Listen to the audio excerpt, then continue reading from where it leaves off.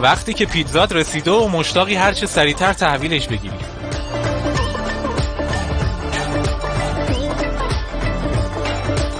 این یکی از باهوشترین هاسکی‌های دنیاست.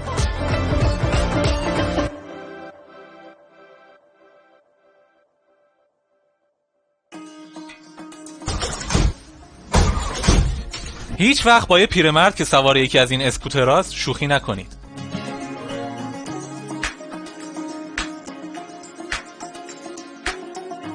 ابراز علاقه این دختر کوچولو رو به پدرش ببینید.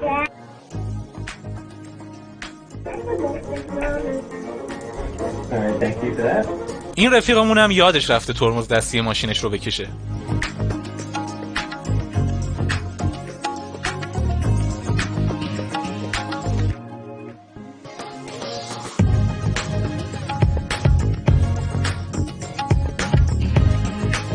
این شما و این خوششانسترین بچه دنیا.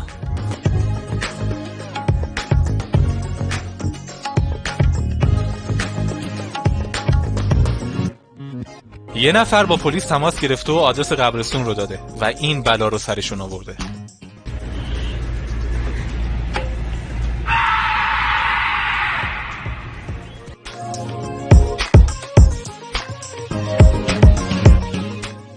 فکر کنم بهترین راه اینه که پولش رو پرداخت کنی.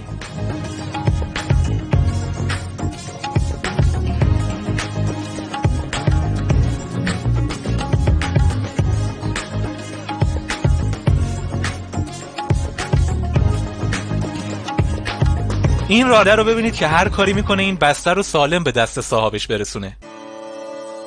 حالا همکار نابغه‌اش رو ببینید. اون با این کارش یه آیمک چند هزار دلاری رو نابود کرد.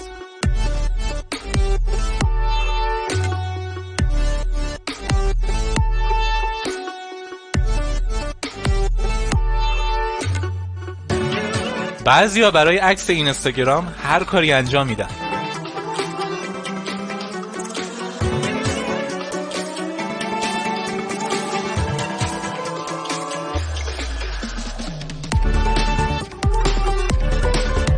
این توله خرس بازیگوش رو ببینید که میخواد دونه‌های برف رو بگیره.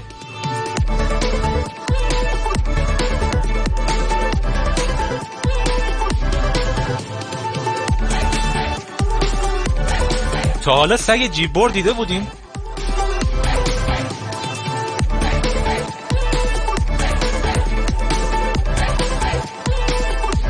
این دوستمونم میخواست از قانون 5 ثانیه استفاده کنه، اما وقتی که فهمید زیر دوربین وایساده نظرش عوض شد.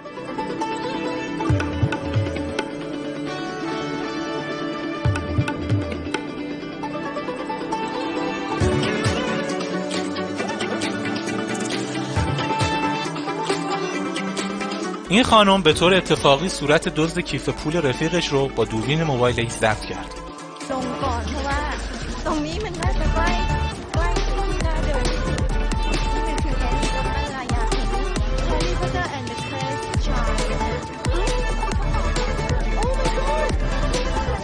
اگه کسی بهتون گفت توی فروشگاه یه خرس مشغول خرید دیدم، باور کنید.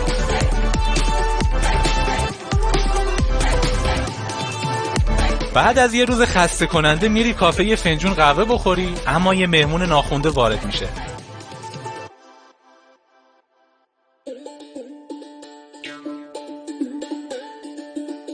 بعضیا اصلاً بزرگ نمیشن. این خانم همه شکلات‌های هالووین رو میریزه توی کیفش و فرار میکنه.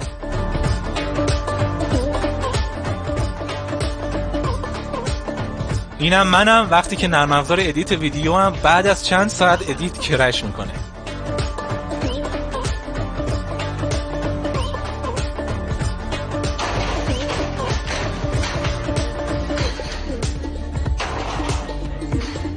این همون دلیلیه که بهتون میگم استخراتون رو بالای پارکینگ خونتون نسازید.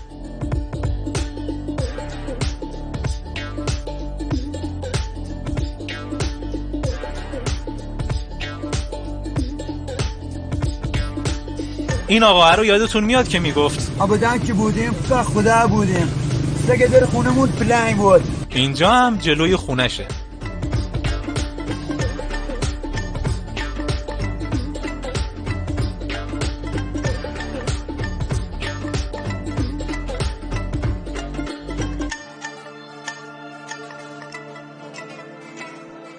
یه دوست خانم جلوی آبربانک رو تهدید میکنه که